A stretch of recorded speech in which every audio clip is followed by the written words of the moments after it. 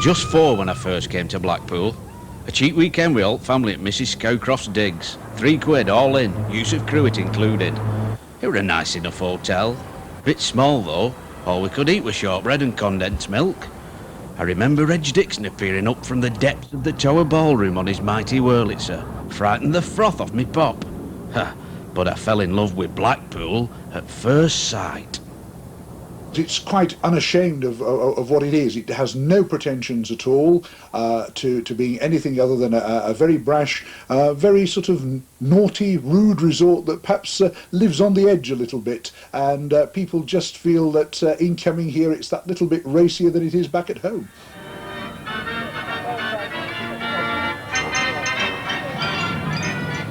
Since the 1890s, lads and lasses have headed straight for the Pleasure Beach. It was always the roller coaster and Big Dipper that everybody wanted to ride. The "I'll have a go on it if you will" sort of experience. A rickety wooden ride that had your false teeth clacking like castanets and rattled parts of your body you didn't think could rattle. Now they want to build the world's tallest roller coaster here in bonny Blackpool. When I say they, I mean this fella. Well, about 4 years ago, I rode on what was then the tallest roller coaster in the world, which is an amusement park called Cedar Point in Ohio. It was the first roller coaster at 200 feet, and it was just the most amazing roller coaster I have ever been on in my life. It was just enormous, and the first drop was just spectacular. And I said, we must have one of these, but if it's in Blackpool, we'll make it bigger.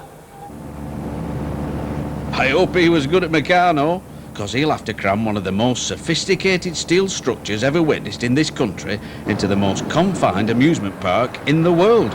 And it's going to be tight as a Yorkshireman's trousers.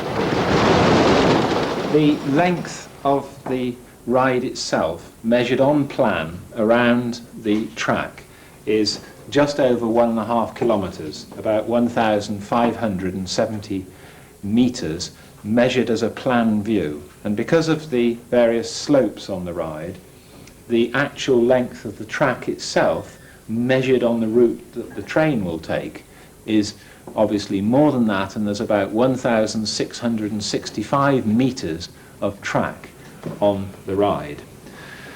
The track at its high point is 72 metres high, and this makes the ride the tallest roller coaster in the world.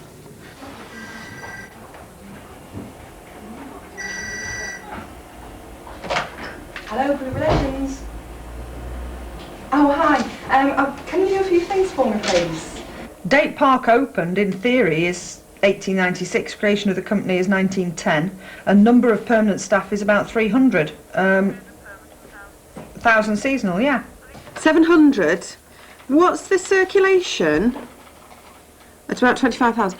I think 700's a quite a high figure. We don't usually give away that many tickets.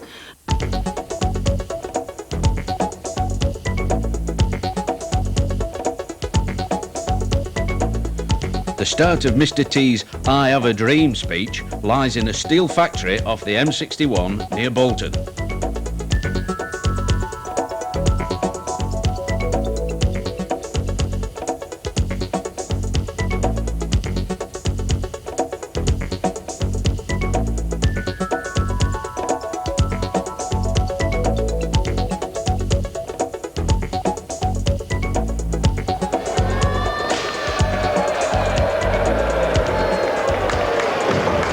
Is that it?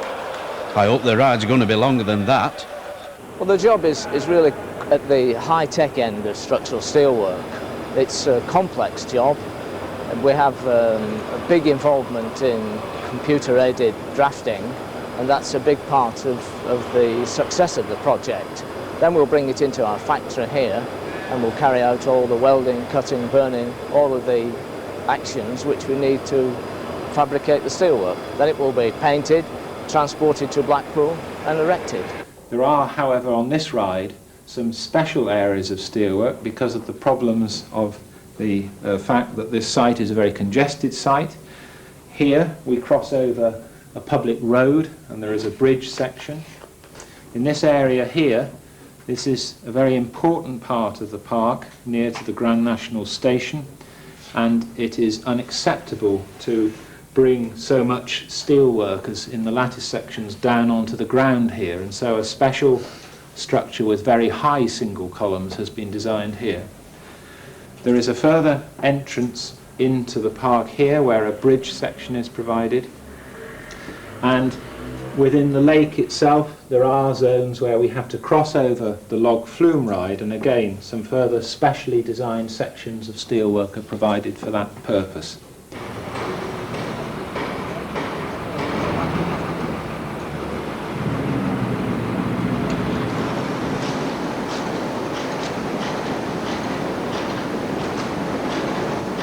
If you were ever stranded on a desert island, this bloke's one of the few men who could turn 3 coconut leaves and a yam into a shortwave radio. He says he's going to put the ride together.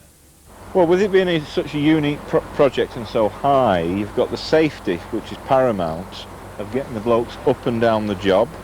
You're doing it in the dead of winter, in a very short space of time, in a site that is at best confined. How can I help you? Could you, Philip is downstairs in reception. Could you just talk it through with him? Right, okay. Thanks very much. Those sorts of lines, you know, buy one, get one. I will probably have the American engineer. The designer is still in Utah. He's the gentleman who doesn't go on things because he gets motion sickness. Look at this lot. This would have a scrap man slavering at the lips. Ton upon ton of top quality gear. There's more heavy metal here at Blackpool Airport than at a Guns N' Roses do.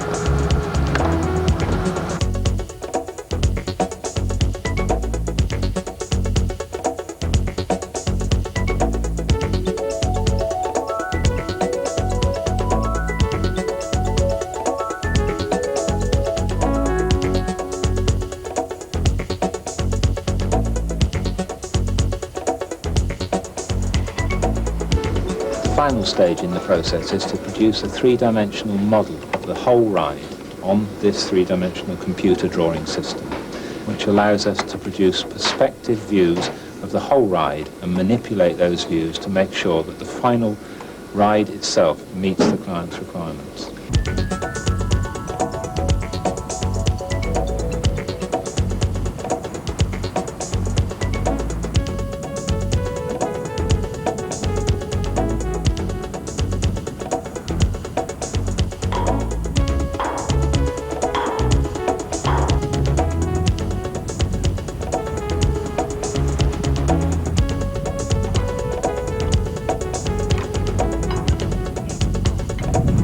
We've only got like a 4-month envelope to build this thing, and you couldn't build it on the park from scratch in that time span. So we pre-assemble about 1.5 miles away and travel down big pieces. The main design are trestles, but because it's such a confined space, they're having to develop single columns that are a lot bigger and more solid than the rest, so they can. The footprint they leave is a lot smaller than the conventional trestle. Meanwhile, back at Boffin Control, someone's already worked out what the ride should look like. Not as much fun as Sonic the Hedgehog, though.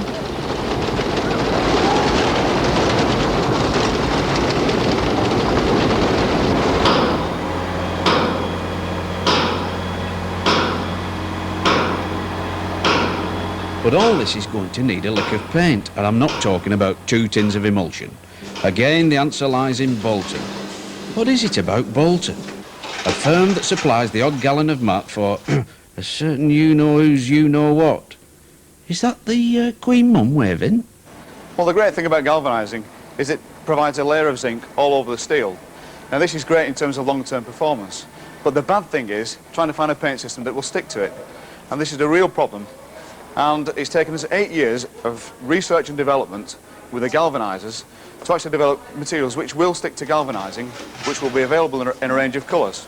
Once we've got the basic adhesion onto the galvanised surface, is then based on two-pack technology. Now this means that we can give excellent chemical and abrasion resistance, which helps during the actual building of the process.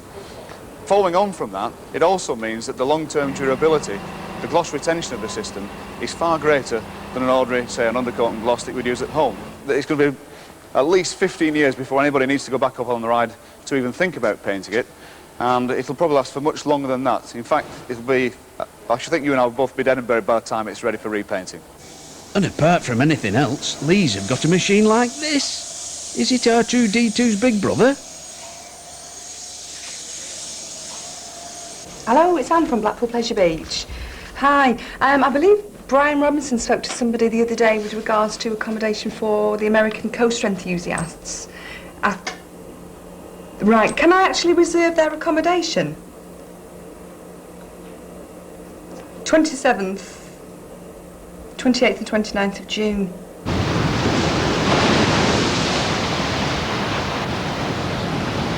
Oh, it's the middle of winter, and brass monkeys with tears in their eyes are out looking for welders.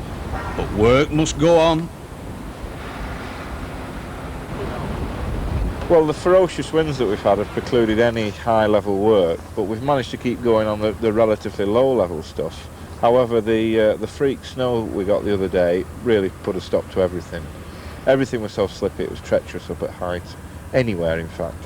Well, there's so many safety devices, of course, in this, and I hate to give away all that because you like to kind of think that you might be able to come off, but there's so many safety devices on these rides that it's impossible for it to come off, or in fact for you to come out from the car. In local areas, there's not only the soil conditions, but there's earthquake conditions, wind conditions, and all that, and basically it's been designed taking all of that into consideration.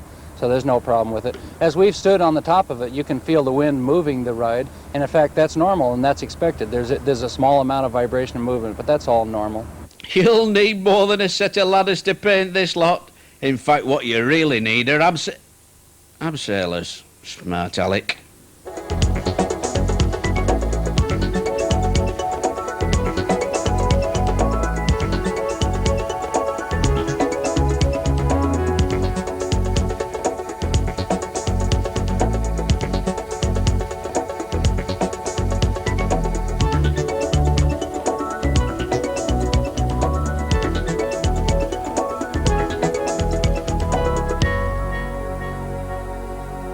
The actual job's quite simple. It's just a matter of applying 2 coats of paint to all the exposed galvanised steel. But it's such a big structure that it takes you a long time to get the hang of where you are on it and keep a record. Then there's other complications that come in. The weather has been quite a big problem because of having to build it over the winter period. And then now the park's open at various times, and so we have to work along with where the people are. Obviously we can't work above people. It's not actually open to the public yet. It opens to the public on the 28th of May. Yeah. No, what's happening at the moment is we're running the tests on the ride. That's probably why you've seen people... Do you know what time she rang this Radio 5? About 11. Hello, Kate, it's Helen O'Neill. I'm fine. Are we still going ahead with the programme on the... Great. So I've not seen that. I'll give the fax number. It's 0253. All right. Yeah. Yeah? OK. So it's 9 a.m. to 11 a.m. live. And it's Liz Kershaw and Mark Whittaker. Until all the tests are complete, we can't allow any members of the public onto the ride. No, I'm afraid you can't go on for the test. It's not safe to... But I could get you a consultant engineer who's done some stuff for me for the Des Lynam. How do they do that? Who's a good talker. And our engineer is a good talker. I mean, we can get you a couple wired for sound to just say, you know, the ride is now going up. They've spent the last 4 years building it, Kate. If they don't know anything about it, then we're in big trouble. Okay, you're very welcome. All right, bye-bye. People are now turning up in droves. Usual code of conduct goes something like this. The member or joint member of the general public parks opposite the ride. The aforementioned person or persons then point up at the ride. Some can't resist a closer look. And finally, you have your photo take. Hey, father, look at the size of it. Yeah, people park, they point, aye, etc., etc., etc. Osteopaths will have a field day. Bernard and Phyllis Buxton from Blackpool have become roller coaster groupies.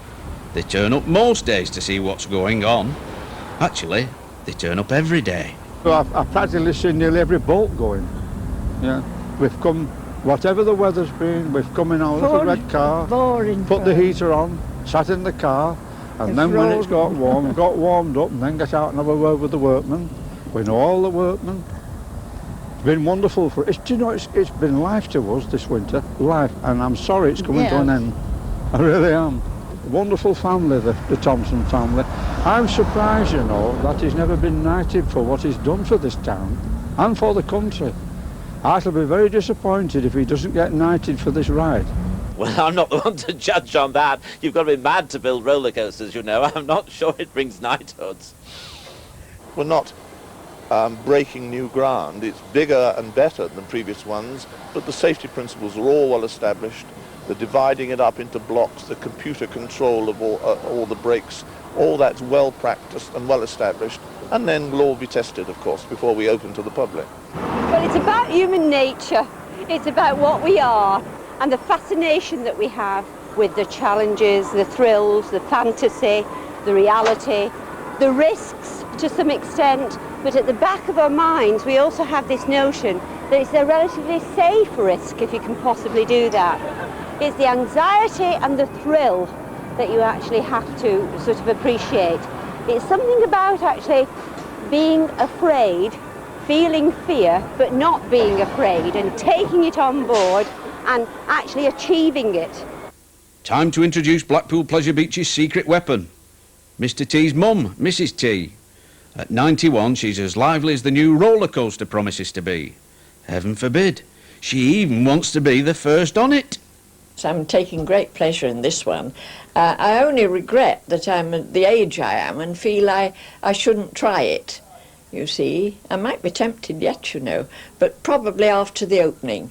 I don't think I would dare do it then. I would have to wait a bit and then perhaps do it quietly.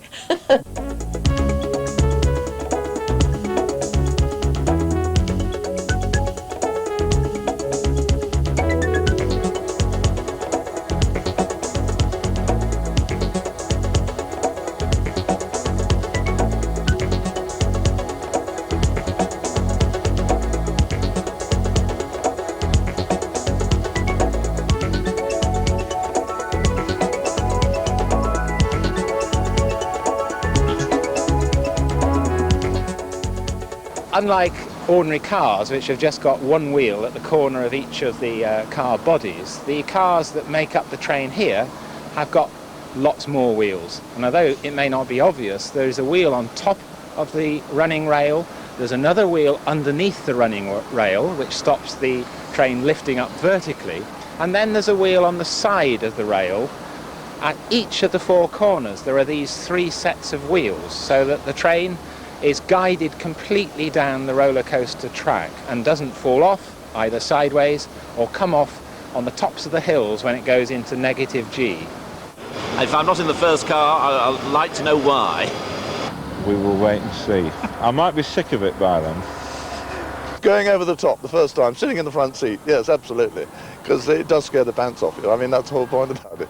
You go from being heavy, 4G, to nearly weightless, very quickly, and it's going to be thrilling. D-Day, 0700, 11th of May, 1994.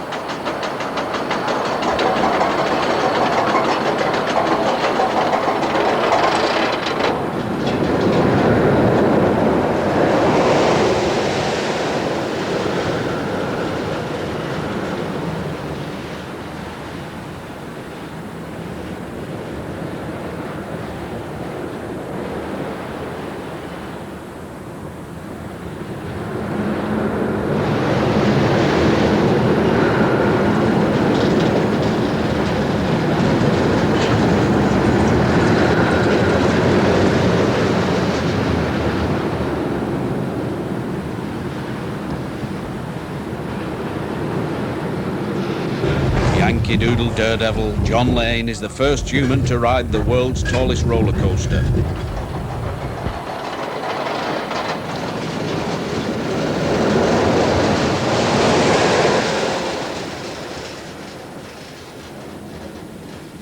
Then it's Mr. T's turn. Great. His moment has come. Systems go. Have you got your heart monitor? Yes, it's racing already. I think roller coasters are just fantastic. They really are. The exhilaration of them is fantastic. The sheer thrill of them, the height of them, everything about them. It's a sort of lets the spirits free, as it were, really. And in this sort of cotton wool life that we live, you can't go mad very often, but you can on a roller coaster. You can't worry about your business, you can't worry about troubles at home. You just concentrate on the thrill of the roller coaster you're on.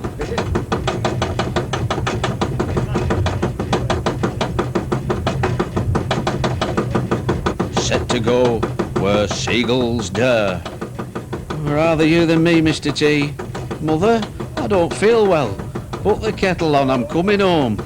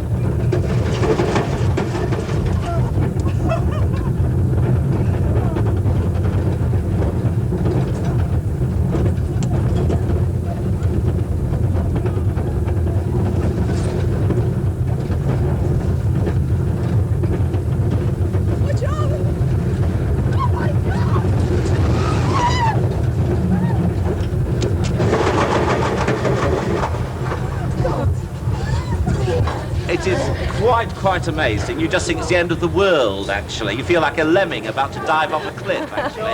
Just sheer down. Fantastic. Really is. And it really is breathtaking. Amazingly breathtaking. It really is. Here we're right next to other buildings and rides and attractions. And you're so near that you really do think you're flying, don't you? I think it'll be remembered as the 20th century equivalent of Blackpool Tower, something that has been a major turning point in the attractions of the resort, and something that will continue to ensure that Blackpool is at the forefront in terms of visitors.